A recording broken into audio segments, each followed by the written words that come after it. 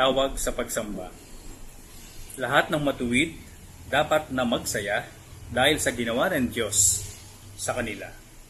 Kayong masunuri magpuri sa Kanya.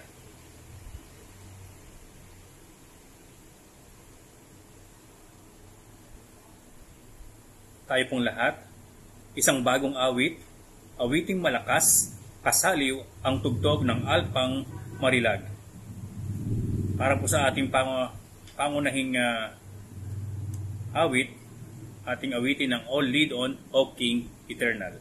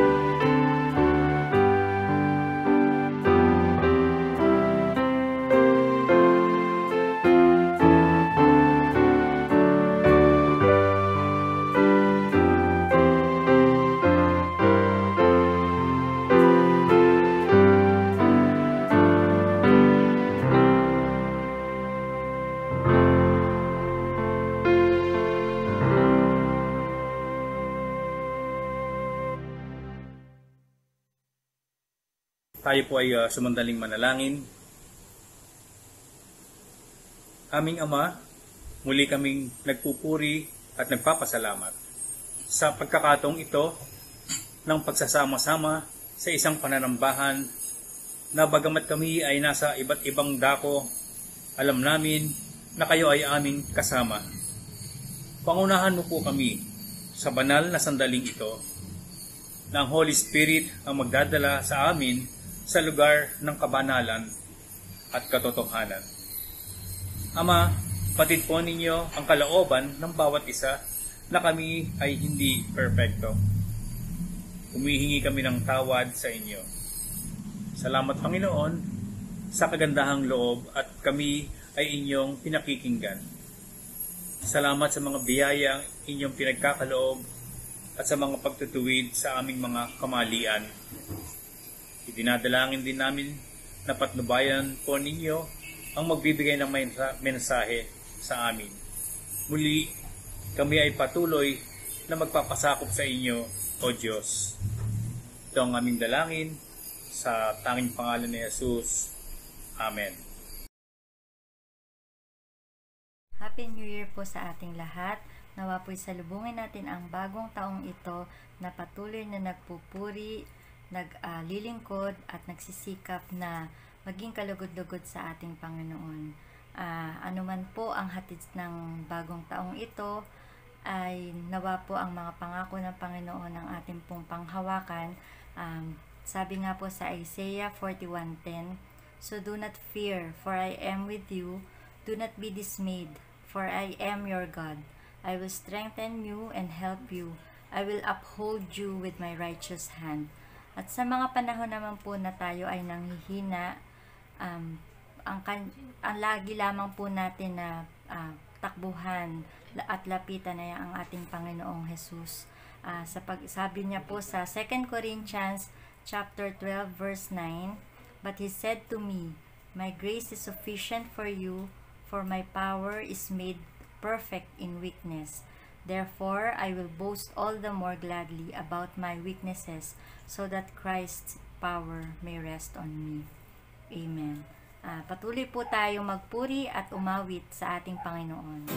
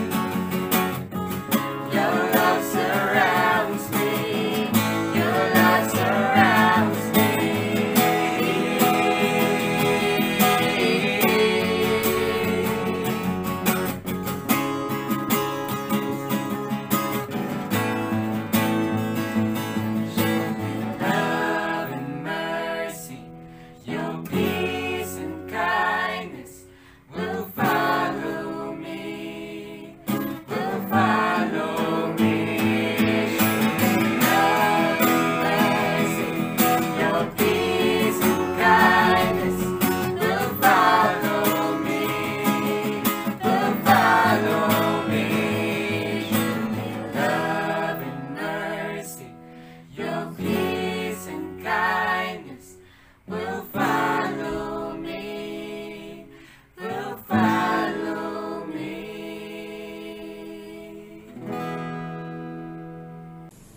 Para po sa ating sagutang pagbasa, ito po ay ating matatagpuan o mababasa sa Aklat ng Awit, Kabanata 72. Turuan mo yaong haring humatol ng katuwiran. Sa taglay mong katarungan, O Diyos, siya'y bahaginan.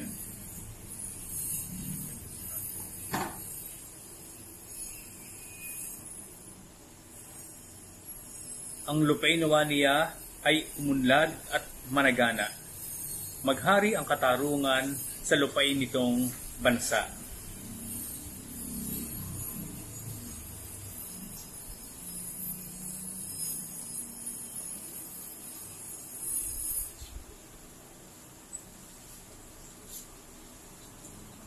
Nawa sila ay maglingkod, silang lahat mong hinirang, hanggat mayroong namamalas na sikat ng buwat araw.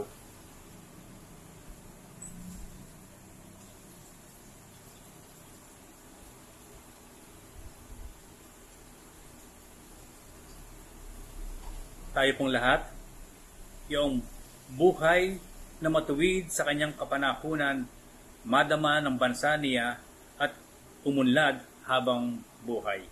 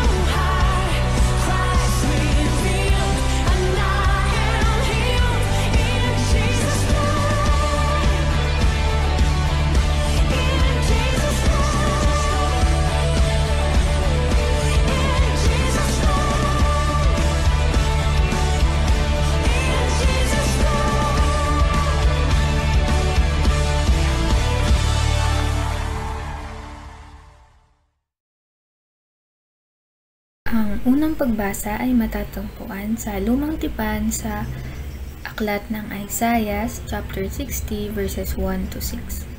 At ganito po ang sinasabi: Bumangon ka, Jerusalem, at sumikat na tulad ng araw.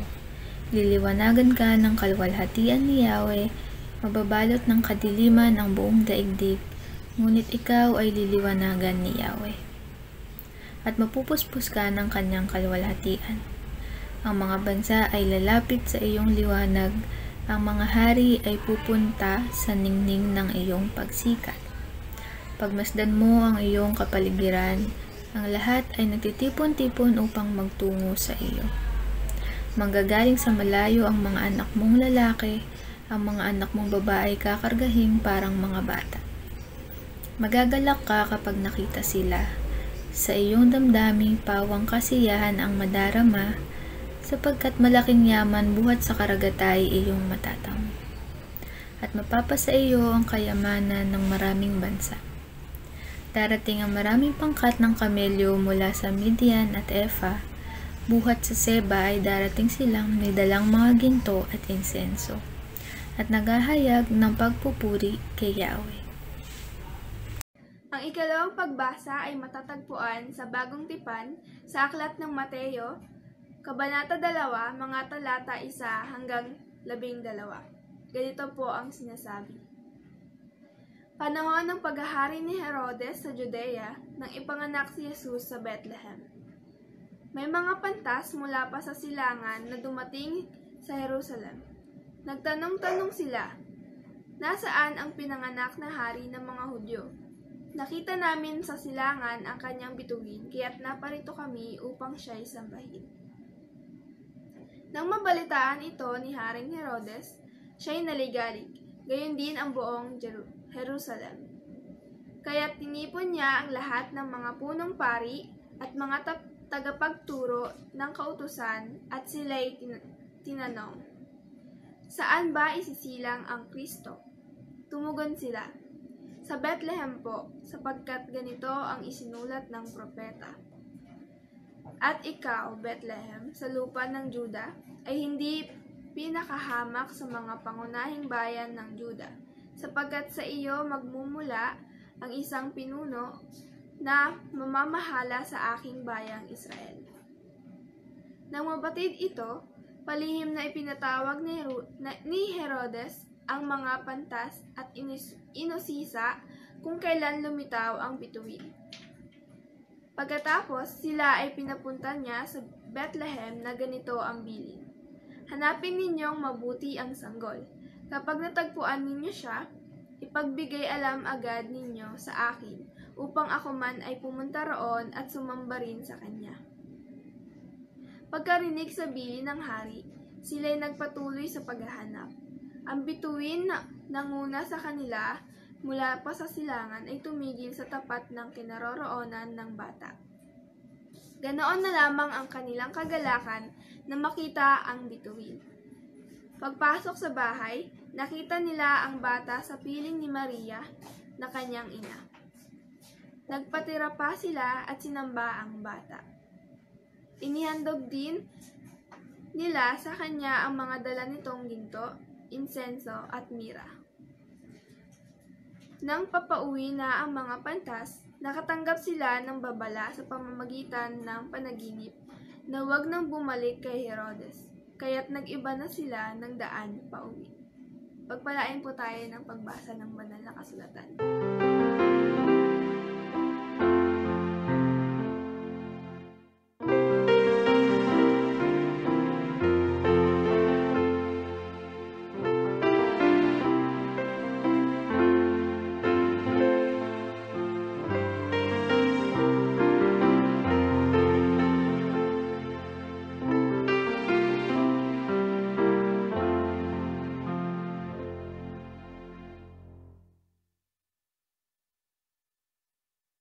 Atin po ngayong pakinggan ang mensahe ng buhay na dadalhin sa atin ng ating pastor, Reverend Ralph Cruz. Isang mapagpalang umaga po ang sa ating lahat. Nais ko pong bumati ng Happy New Year sa bawat isa. Ngayon ang unang linggo ng taong 2021. Ito isang magandang araw para sa ating mga tinatawag nating New Year's resolution. I'm sure marami tayong nais na baguhin. Marami tayong gustong i-improve sa ating mga buhay bilang mga mananampalataya. Hindi lang yung ating diet, mga kapatid. Hindi lang yung mga habits natin. Mas maganda kung makita ng Diyos ay yung bagay na mas lalong magpapatingkad ng ating pag-ibig at pananampalataya upang mas lalong mahayag sa marami na si Jesus ang ating Diyos. Dalangin natin na sa bagong taong ito ay patuloy na mahayag ang Emmanuel. Kasama natin ang Diyos. Amen?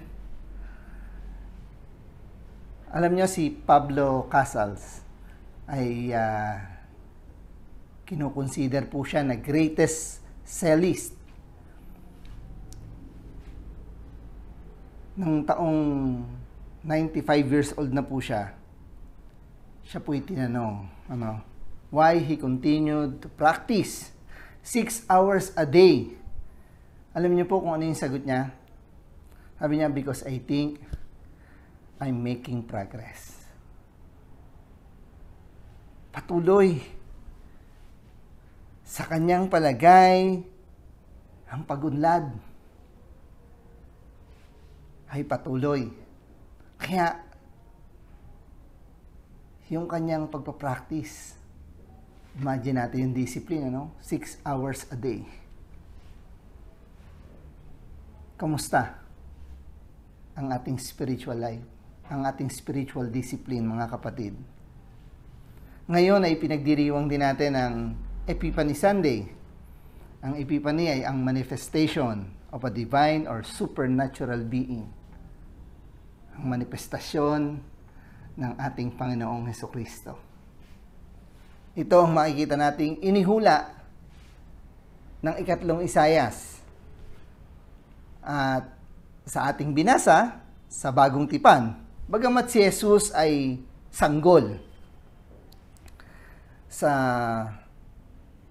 kwento na ating natunghayan, na nasaksihan ng mga pantas. Pero nakita nila, sa kabila ng kanyang kamusmusan, nakita at nadama nila, mga kapatid, yung fullness ng pagiging Diyos niya. Fullness ng kanyang kabanalan.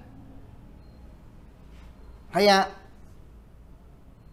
naroon ang kanilang pagsamba, naroon ang kanilang paghahandog, at maging ang pagsunod ay patuloy na nahayag sa kanilang buhay. Kung isipin natin, mahigit 2,000 taon ang lumipas. Hindi lamang sanggol sa sabsaban. Batid natin ang katotohanan ng kanyang buhay. Siya'y namuhay sa piling natin, nagpagaling, bumuhay ng patay,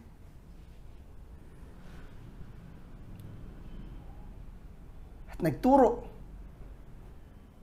Iniyalay niya ang kanyang sarili, ang kanyang katawan at dugo. Siya'y namatay at muling binuhay ng Diyos. At naniniwala ako na sa bawat mananampalataya, nararamdaman natin, mga kapatid, na siya'y buhay sa ating mga buhay. Amen?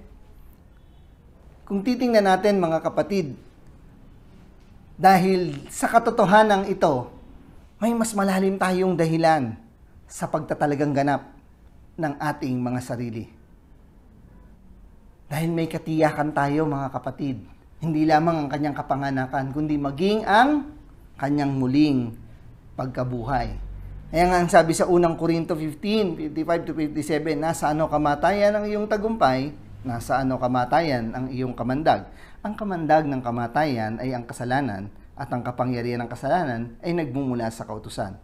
Magpasalamat tayo sa Diyos na nagbibigay sa atin ng tagumpay sa pamamagitan ng ating Panginoong Hesukristo.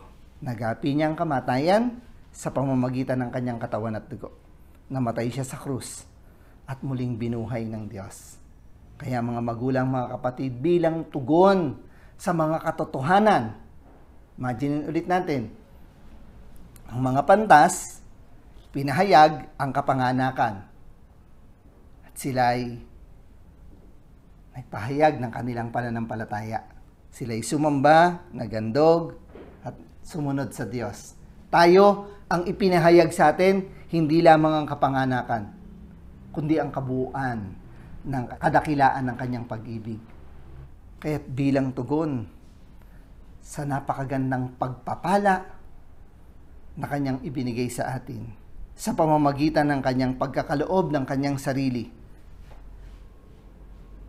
Ano yung regalo natin sa kanya sa taong 2021? Marami tayong iniisip na gusto nating gawin para sa ating sarili. Pero sana unahin natin sa lahat yung gusto nating gawin para sa Diyos na nagbigay sa atin ng buhay, naganap at kasiyasiya.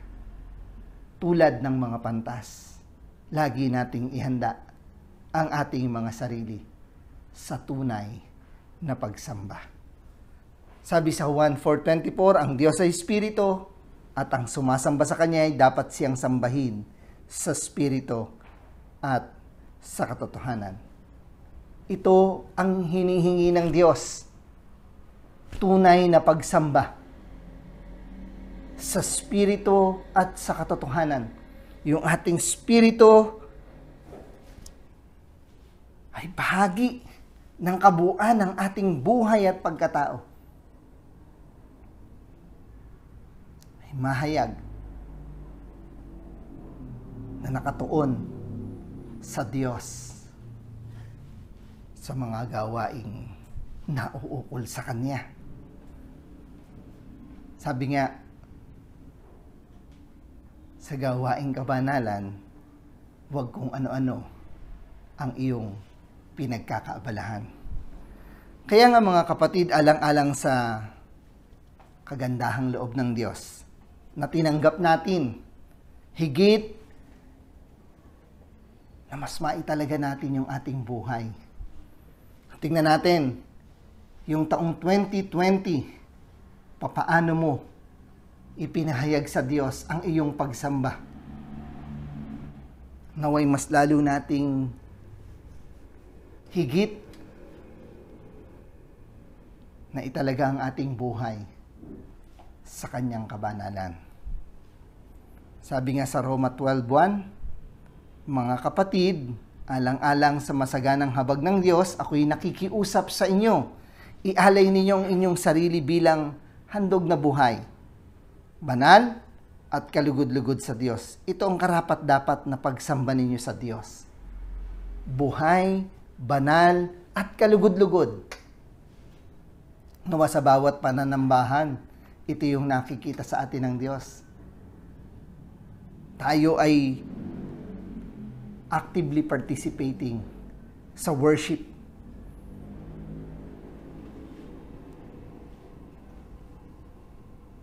May kabanalan, mga kapatid. Naroon tayo sa diwa ng pakikipag-commune sa ating Diyos. May takot, punong-puno ng paggalang.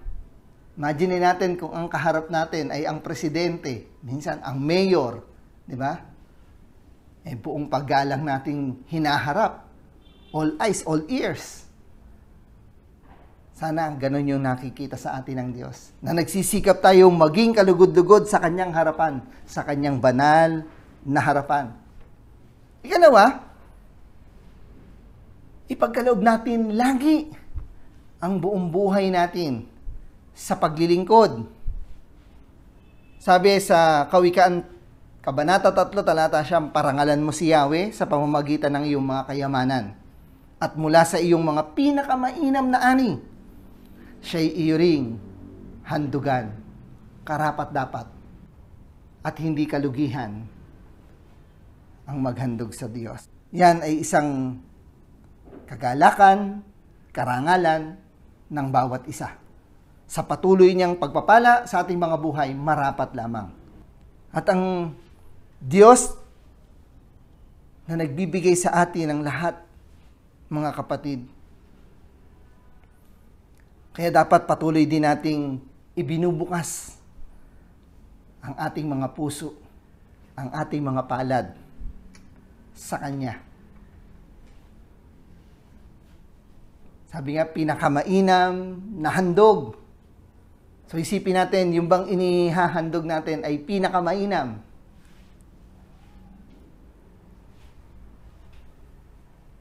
Sa bawat paghandog natin, isipin natin, Lord, sana mapasaya kita. Sana mapangiti kita. Sabi sa Roma 6:13, huwag na ninyong ipailalim sa kapangyarihan ng kasalanan ang alinmang bahagi ng inyong katawan bilang kasangkapan sa paggawa ng kasamaan. Sa halip, pasakop kayo sa Diyos bilang mga taong namatay na at muling binuhay. At ihandog ninyo sa Kanya ang inyong katawan bilang kasangkapan sa kabutihan. Hindi lang tinatangkilik, kundi yung buong pagkatao natin, mga kapatid, ang ialay natin, ihandog natin sa Panginoon. Kasangkapanin at gamitin tayo ng Diyos sa paghahayag ng Kanyang kagandahang loob.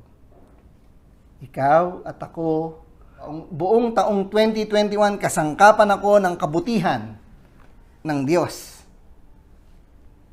Kasangkapan ang buo kong sambahayan ng Diyos.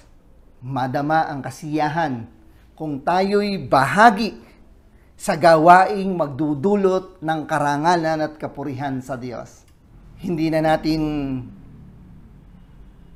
hahayaan na hindi tayo maging bahagi. Ang kailangan, sinasamantala natin yung mga pagkakataon na tayo ay maging bahagi sa mga gawaing nagdudulot ng kapurihan at karangalan sa Kanya. Dapat lagi nating sinisikap na kasali ako.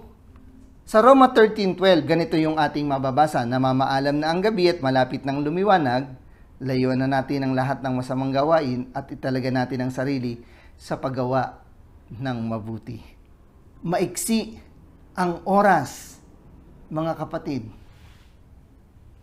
Mas magandang isipin yon para samantalahin ng bawat isa, ang bawat pagkakataon. Kaya dapat mas lalo nating sinisikap na maisagawa ang mga gawaing nagdudulot ng kagalakan sa Diyos. At ang ikatlo, ibigay natin ang buong pusong pagsunod. Ang sabi nga, mayroong pagsunod na sa salita lang, kulang sa gawa. Nawa sa taong 2021, mga kapatid, tunay na mahayag na siya ang hari ng ating mga buhay. Naroroon ang pagsunod sa kanyang mga utos, sa kanyang mga aral, sa kanyang banal na salita. Sabi sa mga ngaral 8:4, ang utos ng hari ay di mababali at walang makakatutol sa anumang gawin niya. Wala tayong kailangang itutol sa salita ng Diyos. Ito'y tanggapin natin ng may kagalakan, may pag-ibig, may pananampalataya at pagpapasalamat. Bibigyan natin ng katuparan ang kanyang banal na salita. Alalahan natin si Maria. Ang sabi niya, ako'y alipin ng Panginoon, mangyari nawa sa akin ang iyong sinabi. Lucas 1:38. Nawa, ganun yung makita lagi sa atin ng Panginoon. No ifs, ands, or buts. Lagi meron tayong kahandaan. Tanggapin at isa pamuhay. Sabi sa Deuteronomio 11:1, kaya nga ibigin ninyo ang Diyos ninyong si Yahweh at sundin ninyo lagi ang lahat ng kanyang bilin, tuntunin, batas at utos. At sa awit 128:4, ang sinumang kung si Yahweh buong pusong susundin, buhay niya'y uunlad at laging pagpapalain. Ang pagsunod, mga kapatid, ang sikreto sa maunlad at mapagpalang buhay. Yan ang sinasabi ng mga talatang iyon. Pagsunod.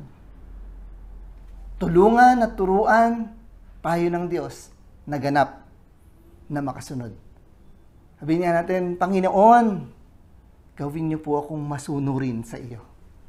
Amen? Patuloy niya tayong tulungan. Patuloy niya tayong hubugin upang ang lahat ng kanyang ipahayag ay bibigyan natin ng kaganapan. Kung aalalahanin natin ang mga pantas, nang pauwi na, nag-iba na ng daan. Yun yung leading sa kanila ng Diyos. Ito yung nagpahayag sa pamamagitan ng panaginip. Tayo man, mga kapatid, ay maaaring magbago ng lakad sa taong ito upang mas lalong mahayag ang liwanag, kabanalan, pag-ibig, at pagliligtas ni Kristo. Nawa, sama-sama tayo sa kabaguhan ng ating mga hakbangin sa lalong ikararangal ng Diyos. Sa pangalan ni Kristo Jesus. Amen. Sa unang linggo ng taong 2021, sama-sama nating alalahanin ang kadakilaan ng pag-ibig ng Diyos. Inialay niya ang kanyang katawan at dugo upang tayo'y magkaroon ng katubusan. At sa diwang ito, sa ating pagsasalo-salo sa kanyang biyaya, sa kanyang pagmamahal, mas lalo nawang mabigkis tayo ng ganap na pagkakaisa bilang pamilya ng Diyos. Samahan ninyo ako. Sama-sama nating italaga sa Panginoon ang mga biyaya na ating pagsasalusaluhan. Ay manalangin, dakilang Diyos, tinataas namin sa iyo ang mga pagkain at inumin na aming inihanda. Ito'y biyayang kaloob mula sa iyo. Basbasan niyo po, Panginoon, magdulot ng kalakasan, ng kalusugan, at pumawi ng aming mga kauhawan. Salamat po, Panginoon. At dalangin namin na sa bawat araw ay patuloy mong pasaganain ang iyong biyaya sa buhay ng bawat isang nananalig sa iyo. Upang lagi naming tamuhin ang buhay na iyong pinagpapala. Salamat po, dakilang Diyos, sa pangalan ni Kristo Jesus. Amen. Mga magulang at mga kapatid, habang tumutugtog ang mga awiting inihanda, pagsalusaluhan natin ang pagkain at inumin habang inaalaala natin ang kadakilaan ng pag-ibig ng Diyos. Tanggapin natin ito ng may pag-ibig, pananampalataya at pagpapasalamat.